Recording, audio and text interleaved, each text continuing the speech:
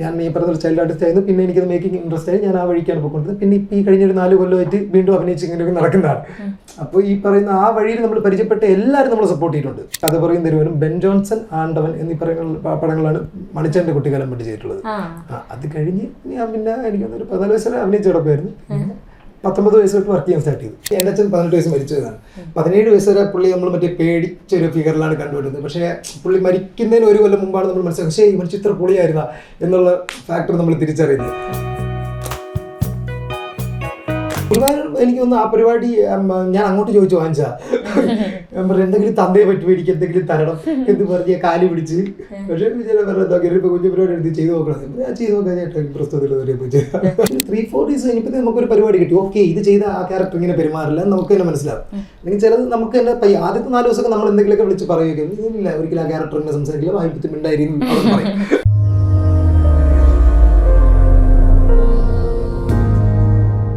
Hi hello, welcome to CP X Talk. ഇന്ന് നമ്മുടെ കൂടെ ഉള്ളത് അമിത് മോഹൻ രാജേശ്വരി, നമ്മുടെ വാഴ ഫെയിമാണ്. സോ വാഴ തന്നെയാണ് പുതിയ വിശേഷം. വാഴയെക്കളിപ്പം അധികം എന്താ പറയാനുള്ളതല്ലേ, അതിന് മുൻപോട്ടുള്ളതും അതിന് പിന്നോട്ടുള്ള എല്ലാം നമ്മളൊന്ന് ബ്ലോക്ക് ചെയ്ത് വെച്ചേക്കാം. വാഴയാണ് വാഴ. സോ വാഴയുടെ വിശേഷങ്ങളല്ല എങ്ങനെ പോകുന്നു? റെസ്പോൺസ് ഭയങ്കര നല്ല റെസ്പോൺസാണ് കേൾക്കുന്നത്. എല്ലാ ഭാഗത്തും എല്ലായിടത്തും ഈ പറഞ്ഞ പോലെ ഹൗസ്ഫുൾ ഷോസ് പോകുന്നു. ഇത് കേൾക്കുമ്പോഴത്തേക്ക് ഭയങ്കര സന്തോഷമുണ്ട്. കാര്യം നമ്മൾ കുറച്ച് എല്ലാവരും ഉണ്ട് സിനിമയിലൊക്കെ ഉണ്ടെങ്കിൽ പോലും ഞാനൊക്കെ ഭയങ്കരമായിട്ട് ബഡിങ്ങിൽ നിൽക്കുന്ന സ്റ്റേജിലാണ്. അപ്പോൾ ഇങ്ങനൊരു സമയത്ത് ഇങ്ങനൊരു പടം കിട്ടി, ഒരുപാട് പേര് നമുക്ക് മെസ്സേജ് അയക്കുന്നു, കാര്യങ്ങൾ പറയുന്നത് നമുക്ക് ഡെഫിനറ്റ്ലി ഭയങ്കര സന്തോഷമുണ്ട്. ഇതിനകത്ത് ഭയങ്കര സന്തോഷമാണ് പാടി ഇങ്ങനെ പോകുന്നത്. ഇങ്ങനെ തന്നെ പോട്ടെ, നല്ല രീതിയിൽ ഇങ്ങനെ തന്നെ പോട്ടെ. അവർ ക്യാരക്ടർ എല്ലാവരും ഇതിൽ മെയിൻ ക്യാരക്ടേഴ്സ് തന്നെയാണ്. ആരെയും ഇതിൽ നമുക്ക് ഇപ്പം ഈ ഒരു 5 ആൾക്കാർ, ഹാഷറാൻ ടീം, അതുപോലെ അച്ഛന്മാരുടെ ടീം, അമ്മമാരുടെ ടീം, എല്ലാവർക്കും ഈക്വൽ ഇമ്പോർട്ടൻസ് ഉള്ള റോള് തന്നെയാണ്. അപ്പം ഈ ഒരു 5 പേരുള്ള ഈ ഒരു ഗ്യാങ്ങിലോട്ട് ആ ഒരു കാസ്റ്റിംഗ് എങ്ങനെയായിരുന്നു എത്തിയത്? ആക്ച്വലി ഈ പറയുന്ന വിപിൻ ചേട്ടൻ എനിക്കൊന്ന് 2018 എന്ന് പറഞ്ഞാൽ ജയജയ്ക്ക് മുമ്പ് എഴുതിയ സെറ്റാണ് വാഴ. അപ്പോൾ ഞാൻ ആ റൈറ്റിംഗ് പ്രോസസ്സിൽ കൂടെ ഉണ്ടായിട്ടുണ്ട്. അപ്പോൾ അല്ല ഞാനല്ല, അപ്പോൾ റൈറ്റിംഗ് പ്രോസസ്സിൽ വിപിൻ ചേട്ടൻ എനിക്ക് അറിയാം. അപ്പോൾ നമ്മൾ ഇപ്പോൾ വെറുതെ വിപിൻ ചേട്ടൻ ഡിസ്കസ് ചെയ്യുമ്പോഴും പോയിന്റിലെല്ലാം നമ്മൾ ആ പ്രോസസ്സിൽ ഉണ്ടായിട്ടുണ്ട്. അപ്പോൾ അവിടെയൊക്കെ നിൽക്കുമ്പോഴത്തേക്ക് നമുക്ക് ഈ പറഞ്ഞ ഞാൻ പണ്ട് ചൈൽഡ് ആർട്ടിസ്റ്റ് ആയിരുന്നു, ബെൻ ജോൺസണിലൊക്കെ ചെയ്തിട്ടുണ്ട്. വിപിൻ ചേട്ടനാണ് വൺ ഓഫ് ദ കുറച്ച് ആൾക്കാർ നമ്മുടെ അടുത്ത് പറഞ്ഞ് തിരിച്ച് അഭിനയം നോക്കണം എന്നൊക്കെ പറഞ്ഞിട്ടുള്ള ആള്. അപ്പോൾ ആ സമയത്ത് ഇങ്ങനെ പറഞ്ഞ ഈ പരിപാടി നടക്കുകയാണെങ്കിൽ എന്തെങ്കിലും പരിപാടി നമുക്ക് നോക്കാടെ എന്ന് പറഞ്ഞു പോയി. പിന്നെ അത് കാലങ്ങൾ പലയിടത്തായിട്ട് പോയി നടന്നില്ല. പിന്നെ അത് കറങ്ങി തിരിഞ്ഞ് ഇപ്പോൾ അത് ഫുൾ ഓഫ് ആയപ്പോഴത്തേക്ക് വിപിൻ ചേട്ടൻ ഇങ്ങനെ വിളിച്ചിട്ട് പറഞ്ഞു ഇങ്ങനെ ഒരു പരിപാടിയുണ്ട്, one of the main lead പരിപാടിയാണ്, ചെയ്ത് നോക്ക്, വിഷമിപ്പിക്കല്, നല്ല രീതിയിൽ ചെയ്യണമെന്നൊക്കെ പറഞ്ഞ് കൊണ്ടുപോയി. എന്നിട്ട് നന്നായിട്ട് തന്നെ വിപിൻ ചേട്ടൻ കണ്ടിട്ട് എന്തായിരുന്നു പറഞ്ഞത്? ഭയങ്കര സന്തോഷമായിട്ടാണ് പറഞ്ഞത്. ഇത്രയും ആർട്ടിസ്റ്റുകളിൽ കുറച്ചധികം ഒരു ക്യാരക്ടേഴ്സിൽ കുറച്ചധികം ഇമോഷണൽ ആവേണ്ട വരുന്ന സീനൊക്കെ ആ ഒരു ക്യാരക്ടർ അമിത്തിന്റെ തന്നെ ആയിരുന്നു. അത് പറഞ്ഞിട്ടുണ്ടായിരുന്നു ആദ്യമേ. ഈ പറയുന്ന പോലെ ഇങ്ങനെ കുറച്ച് പരിപാടികളുണ്ട്, മേ ബി നമുക്ക് അതിന്റെ കഥ അറിയാം. അതിനൊരു ഭയങ്കര ടെൻഷൻ ഉണ്ടായിരുന്നു. പക്ഷേ ഈ പറഞ്ഞ വിപിൻ ചേട്ടനും ആനന്ദും എല്ലാവരും കൂടെ നമ്മൾ കൂൾ ഓഫ് ചെയ്ത് അവർ സപ്പോർട്ട് ചെയ്തതിന്റെ ഫലത്തിന്റെ പുറത്ത് മാത്രമാണ് ചെയ്തിട്ടുള്ളത്. ബാക്കി എല്ലാ ടീമായിട്ടൊക്കെ ഉള്ളൊരു ടൈമൊക്കെ ബാക്കിയുള്ളൊരു ടീം എന്ന് പറഞ്ഞാൽ ഒന്ന് നമുക്കിതിൻ്റെ അകത്ത് ഇപ്പം ഈ പറയുന്ന ഈ 5 പേരും നമുക്ക് എല്ലാവർക്കും ഇത്ര വർഷങ്ങളായിട്ട് അറിയാം. എന്ന് പറഞ്ഞാൽ ഇതിൽ അഭിനയിച്ചവരും മാത്രമല്ല, ഇതിൻ്റെ എനിക്കൊന്ന് ക്രൂവും ബാക്കെൻഡിൽ വർക്ക് ചെയ്തവരും എല്ലാവരും എനിക്ക് ഏതാണ്ട് ഒരുപാട് വർഷം എന്ന് പറഞ്ഞാൽ എനിക്ക് മാത്രമല്ല നമുക്ക് എല്ലാവർക്കും അങ്ങോട്ടും ഇങ്ങോട്ടും പേഴ്സണലി അറിയാം. അപ്പോൾ അത് ഭയങ്കര കംഫർട്ട് സ്പേസ് ആണ് നമുക്ക് തരുന്നത്. അപ്പോൾ അത് സെറ്റിൽ ഭയങ്കര ഓളമായിരുന്നു. നമുക്ക് ആർക്കും അങ്ങോട്ടും ഇങ്ങോട്ടും ഒരാൾ എന്തെങ്കിലും ചെയ്യുന്നത് തെറ്റിപ്പോയാലും ഓടി വന്നിട്ട് അവിടുത്തെ വേറെ ഈവൻ ഡയറക്ഷൻ ഡിപ്പാർട്ട്മെന്റ് അങ്ങനെ തന്നെ പറയുന്നത്, വേറെ നമ്മുടെ കൂട്ടത്തിൽ സപ്പോർട്ട് ചെയ്യുന്ന ഒരുപാട് ആര് വന്ന് പറഞ്ഞാലും അതെല്ലാം നമ്മൾ ഫീഡ്ബാക്ക് എടുത്ത് തന്നെയാണ് സാധനം പൊക്കോണ്ടിരുന്നത്. അത് ഭയങ്കര വൈബ് പരിപാടിയായിരുന്നു. നമുക്ക് എപ്പോഴും ഒരു എന്താ പറയാ നമ്മുടെ ഒരു മൊറാൽ ബൂസ്റ്റ് ചെയ്യുന്നൊരു പോലെയായിരുന്നു പരിപാടി അവിടെ നടന്നുകൊണ്ടിരുന്നത്. ഇപ്പൊ ഇതില് ജോമോൻ അവതരിപ്പിച്ച മൂസ എന്ന് പറയുന്ന ക്യാരക്ടർ, ജോമോന്റെ കൂടെ തന്നെ ഇതിനു മുൻപ് സബ്ബോർഡിനൻസിലെ ഹോം മറ്റൊരു ഹോം എന്ന് വർക്കൊക്കെ ചെയ്തു. അപ്പം അത് തന്നെ നിങ്ങളെല്ലാരും അറിയാവുന്ന തന്നെയാണ്. അപ്പം ഈ സിനിമയിൽ പറയുന്ന പോലെ തന്നെ നമ്മളെ എല്ലാത്തിലും വഴി തെറ്റിക്കുന്ന ഒരു ഫ്രണ്ട് നമുക്കുണ്ടാകും. അത് നല്ല വഴിയാവാം അല്ലെങ്കിൽ മോശം വഴിയാകും, ഏതെങ്കിലും ഒരു വഴിയിലൂടെ തെറ്റിക്കുന്ന ഒരു ഫ്രണ്ട് ഉണ്ടാകും. അപ്പം ഈ സിനിമ എന്ന് പറയുന്ന ഈ ഒരു വഴിയിൽ എത്തിക്കാനായിട്ട് ഈ ഫ്രണ്ട്സ് ഒക്കെ ഹെൽപ്പ് ചെയ്തിട്ടുണ്ടോ? ഉറപ്പായിട്ടും എല്ലാവരും അങ്ങോട്ടും ഇങ്ങോട്ടും സപ്പോർട്ട് ചെയ്തിട്ടുണ്ട്. പിന്നെ ഈ മെയിൻലി ഈ പറയുന്ന പോലെ തന്നെ നമുക്ക് ഈ പറയുന്ന ഞാനൊരു 10 ഇയേഴ്സോളം മേക്കിങ്ങിലും ഉണ്ടായിരുന്നു. ഞാൻ വർക്ക് ചെയ്തിട്ടുണ്ട്. ഞാൻ സന്തോഷം സാറിൻ്റെ അസിസ്റ്റൻ്റ് ആയിരുന്നു. ഞാൻ ഈ പറഞ്ഞ ചൈൽഡ് ആർട്ടിസ്റ്റ് ആയിരുന്നു. പിന്നെ എനിക്കത് മേക്കിംഗ് ഇൻട്രസ്റ്റ് ആയി, ഞാൻ ആ വഴിക്കാണ് പോയിക്കൊണ്ടത്. പിന്നെ ഇപ്പം ഈ കഴിഞ്ഞൊരു 4 കൊല്ലമായിട്ട് വീണ്ടും അഭിനയിച്ച് ഇങ്ങനെയൊക്കെ നടക്കുന്നതാണ്. അപ്പോൾ ഈ പറയുന്ന ആ വഴിയിൽ നമ്മൾ പരിചയപ്പെട്ട എല്ലാവരും നമ്മളെ സപ്പോർട്ട് ചെയ്തിട്ടുണ്ട്. എല്ലാവരും കടന്നുപോയ ലൈഫിലൂടെ കടന്നു പോയിട്ടുള്ള എല്ലാ ആൾക്കാരെ സഹായിച്ചുകൊണ്ട് മാത്രമാണ് ഇപ്പം നിങ്ങൾ വന്നിരിക്കാൻ പറ്റുന്നത്. അതുകൊണ്ട് ചൈൽഡ് ആർട്ടിസ്റ്റ് ആയിട്ട് ഞാൻ കഥ പറയും തരുവനും, ബെൻ ജോൺസൺ, ആണ്ടവൻ എന്നീ പറയുന്ന പടങ്ങളാണ് മണിച്ചേട്ടൻ്റെ കുട്ടിക്കാലം പറ്റി ചെയ്തിട്ടുള്ളത്. അത് കഴിഞ്ഞ് ഞാൻ പിന്നെ എനിക്ക് 14 വയസ്സ് വരെ അഭിനയിച്ച് കിടക്കുമായിരുന്നു. 19 വയസ്സ് തൊട്ട് വർക്ക് ചെയ്യാൻ സ്റ്റാർട്ട് ചെയ്തു. സന്തോഷ് സാറിനോട് ജാക്ക് ആഞ്ചിൽ വർക്ക് ചെയ്തു. ഇപ്പോൾ മനോരഥങ്ങളുടെ വർക്ക് ഇറങ്ങിയിട്ടുണ്ട്, അത് വർക്ക് ചെയ്തിട്ടുണ്ട്. പിന്നെ ആമസോണിന്റെ പ്രോജക്റ്റ് ഏതാണ്ട് ഒരു 6 months വർക്ക് ചെയ്തു, പക്ഷെ അത് പുൾ ഓഫ് ആയിട്ടില്ല.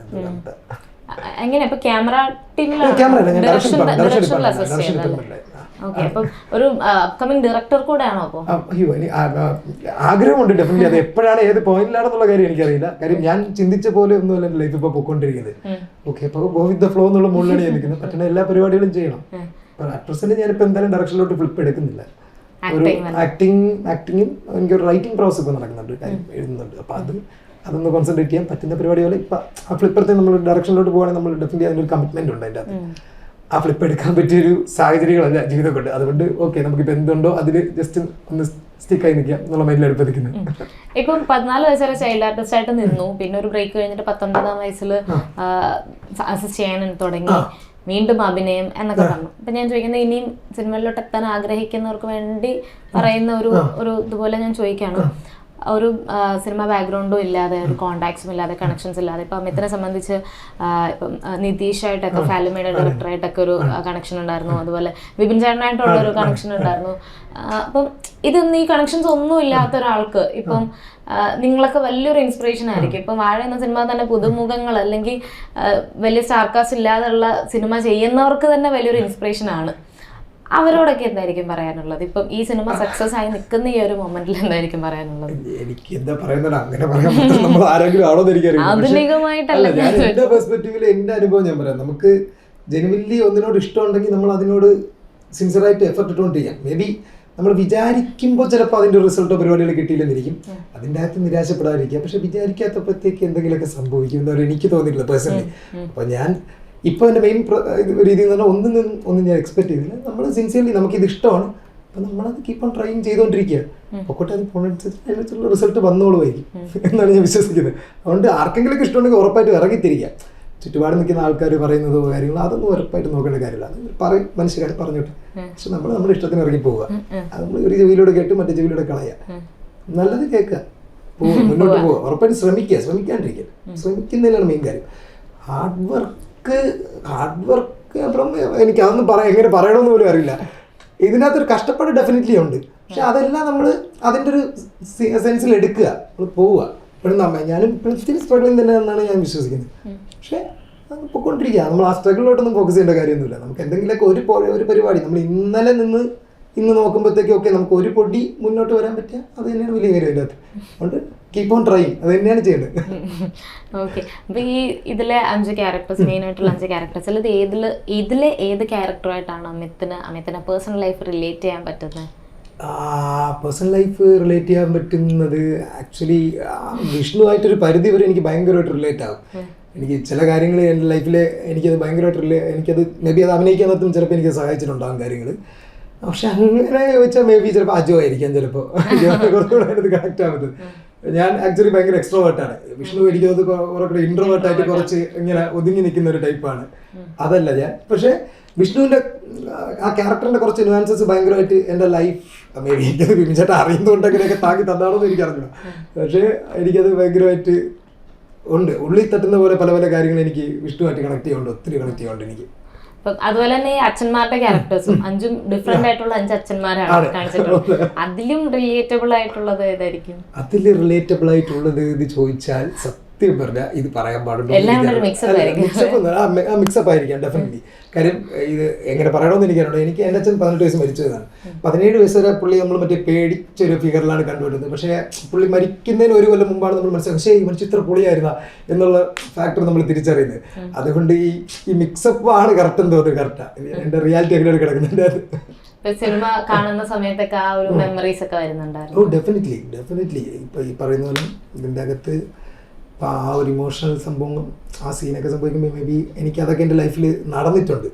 അപ്പോൾ എനിക്കത് ഒരുപാട് കണക്ട് ആയിട്ടുണ്ട്. എനിക്കത് ഇപ്പോഴും കാണുമ്പോഴത്തേക്ക് ഭയങ്കര വിഷമമാണ്, അത് ചെയ്യുമ്പോഴും ഭയങ്കര പാടായിരുന്നു എനിക്കത്.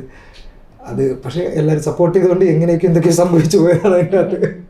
വീട്ടില് ഫാമിലി സിനിമ കണ്ടിട്ടുണ്ടായിരുന്നു റെസ്പോൺസ്? എല്ലാവരും ഭയങ്കര ഹാപ്പിയാണ്, എല്ലാവരും നന്നായിട്ട് വരട്ടെ എന്നാണ് പറയുന്നത്. നന്നായി വരട്ടെ എന്നാണ് ഞാൻ പ്രതീക്ഷിക്കുന്നത്. ഈ വാഴ 2ന്റെ ഹിന്റ് ഇട്ടിട്ടാണല്ലോ സിനിമ നിർത്തിയിട്ടുള്ളത്. സെക്കൻഡ് പാർട്ടിൽ ഇപ്പം ഓൾറെഡി നമുക്കൊരു ഹിന്റ് തന്നിട്ടുണ്ട്, അടുത്തൊരു വാഴ ഹാഷറാൻ ടീമിന്റെ ഒരു വാഴമാണ് കാണിക്കുന്നത് എന്നൊക്കെ പറഞ്ഞിട്ടുണ്ട്. അപ്പൊ അതില് നിങ്ങൾ ഉണ്ടാവോ? അതൊക്കെ നമുക്ക് അതിന്റെ പരിപാടി എഴുത്ത് പരിപാടികൾ നടന്നുകൊണ്ടിരിക്കുന്നുള്ളൂ. ആക്ച്വലി ഡെഫിനറ്റ്ലി നമ്മളിപ്പോൾ അതിനെക്കുറിച്ച് കമന്റ് ചെയ്യുന്ന ഒരു കാര്യം.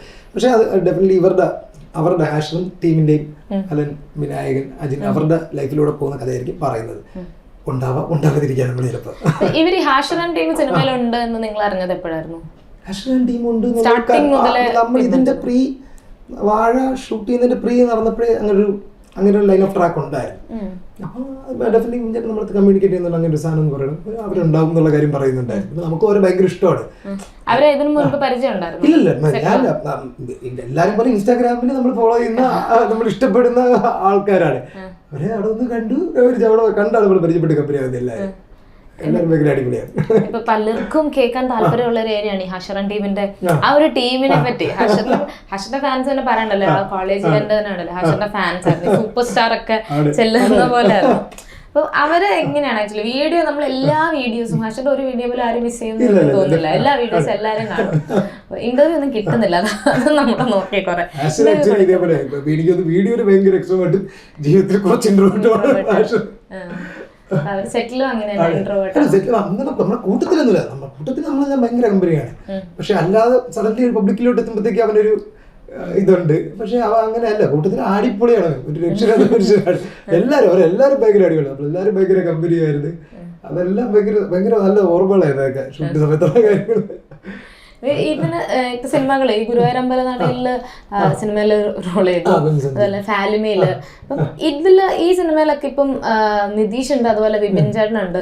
അപ്പം ഇവര് ത്രൂ ആയിരുന്നു ആ സിനിമയിലെ ആ റോളുകളും ചെയ്തതൊക്കെ? ആണ് ഡെഫിനറ്റ്ലി. ഈ പറയുന്ന ഫാലിമി നടന്നപ്പോഴത്തേക്ക് നിതീഷ് തന്നെയാണ് അങ്ങനെ പരിപാടി ഉണ്ടെന്ന് പറഞ്ഞ് വിളിച്ച് പറയുന്നത്. ഗുരുവായൂരുള്ളപ്പോൾ എനിക്ക് തോന്നുന്നു ആ പരിപാടി ഞാൻ അങ്ങോട്ട് ചോദിച്ചു വാങ്ങിച്ചാ, ഞാൻ പറഞ്ഞു എന്തെങ്കിലും തന്തയെ പറ്റി എനിക്ക് എന്തെങ്കിലും തരണം എന്ന് പറഞ്ഞ് കാല് പിടിച്ച്.